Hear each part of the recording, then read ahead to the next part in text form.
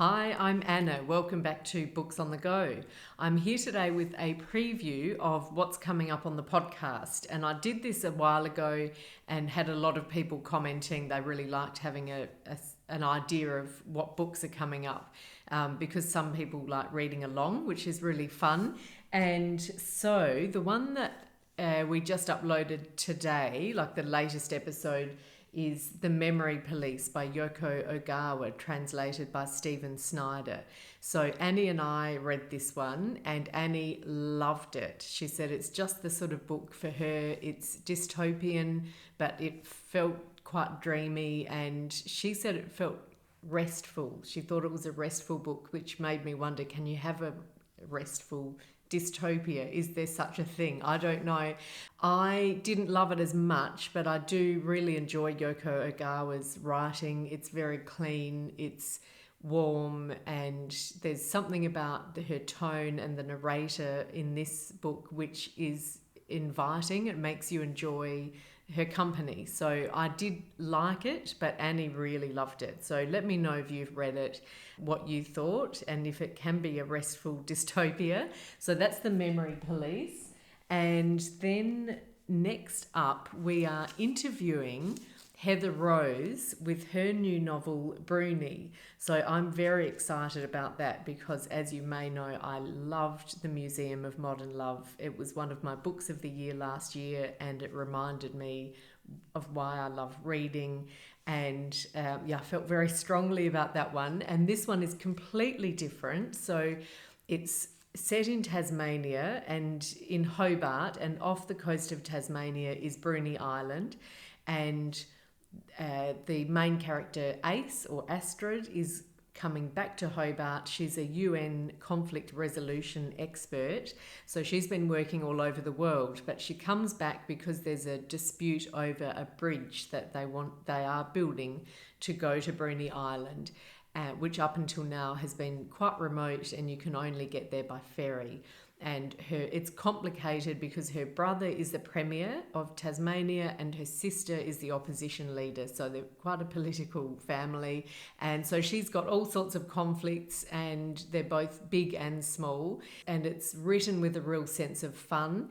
So I think Annie and I are speaking with Heather on Wednesday, and that episode will go up next week. So I'm very excited about that. That's Bruny. You can see my flags. I have to really sit down and work through my thoughts about that one. And then after that, another fun one, Glory and Its Litany of Horrors by Fernanda Torres, translated by Eric M.B. Becker. And you might remember Annie and I read The End by Fernanda Torres last year and just loved it. So she's a Brazilian author. She was also an actor. I think she did stage, screen and television, and her parents are actors as well. And so she's very well known in Brazil. We hadn't heard of her before we read The End, but really loved it. Set on the beaches of Rio de Janeiro, and 5 sort of aging men who are very unlikable, but it's a really fun novel. And this one similarly is larger than life and quite an unlikable protagonist. So it's a man called, what's his name? Mario Cardozo, and he's an actor who's just been in a doomed production of King Lear, and that's sort of the setup. And then he's reflecting back on the different stages of his career, and also in the present he's got an ill mother and a few other things going on, and trying to resurrect his career, but also scrambling a bit financially because of the King Lear fiasco. So he's got all sorts of issues and he's very unlikable, but Fernanda Torres does these characters, I think, so well that they're still sympathetic. Annie had slightly different views, so we discussed it last week, and we'll upload that one next week. But a very interesting one, a little bit different to The End, but similar, in the similar vein.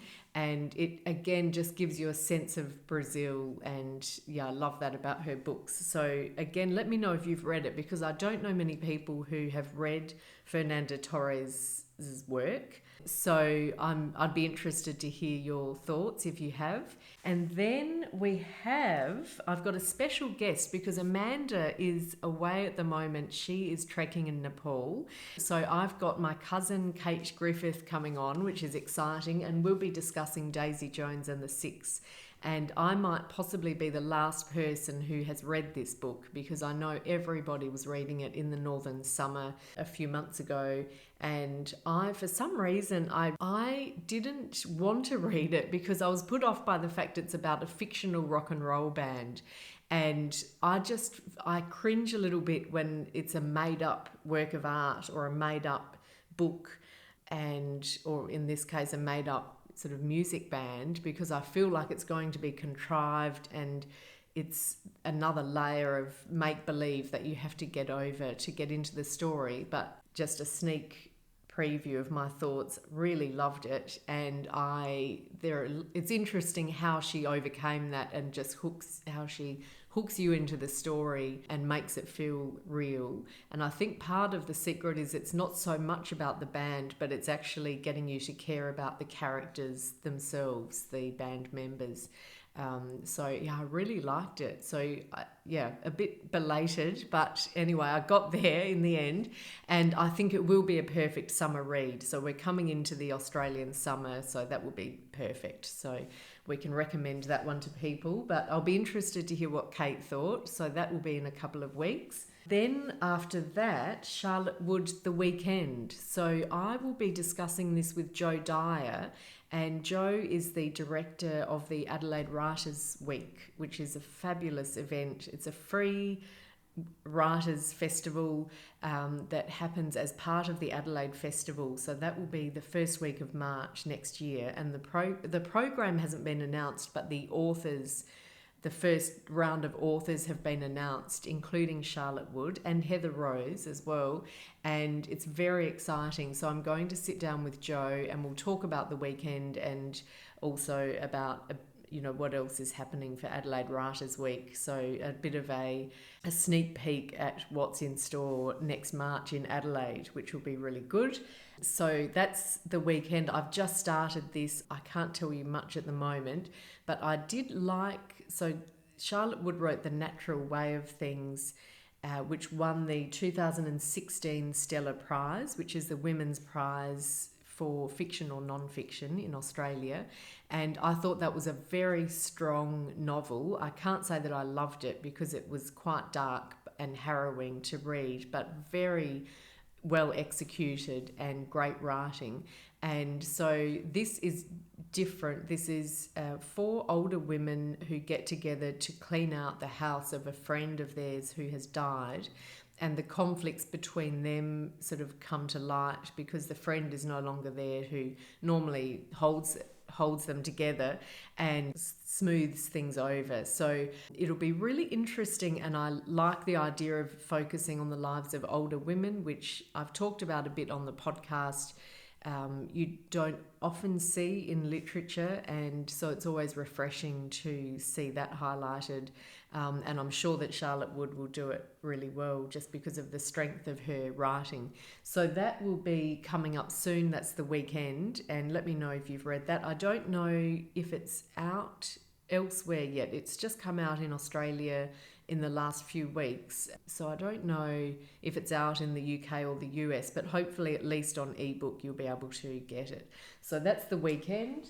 Oh, and sorry, in between those, and I don't have it with me because I left it in London, Amanda and I have recorded, and it will go up soon, our discussion of When I Hit You by Meena Kandasamy, which again is a belated read that I should have read last year, or was it the year before, when it was shortlisted for the Women's Prize, I believe. And that was a real cracker. We loved that, and that will go up, I think, in 2 weeks' time, and amazing book. So That's when I hit you. And then we'll be doing, Amanda, Annie and I will get together and do our summer reading recommendations and our best books of the year, which will be very tricky I have to really sit down and work out what they will be. So stay tuned for that one, and I will see you soon. Bye for now.